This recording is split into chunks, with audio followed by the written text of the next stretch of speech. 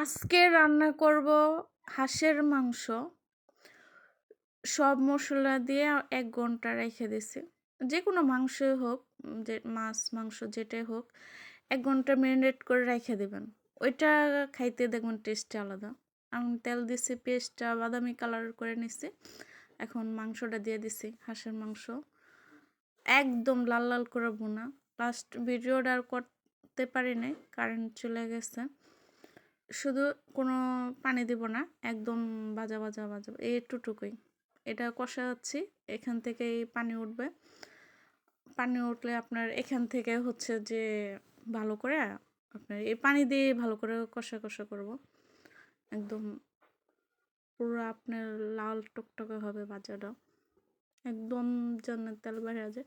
আমাদের আবার একটু সবাই টমেটো ভুনাটাই পছন্দ করে, ছেলে মানুষটা তো একটু দেখা যাচ্ছে একটু বোনাটা খায়। মাংস থেকে দেখেন পানি, কত পানি বের হয়েছে। এটাই হচ্ছে যে একদম শুকাইয়া, এক্সট্রা কিন্তু কোনো পানি দেয় নাই। এটা একটু রসুন দিয়ে দিছি, হাঁসের মাংসের ভিতরে একটু রসুন দিলে ভালো লাগে। একদম লাল লাল করে বোনা।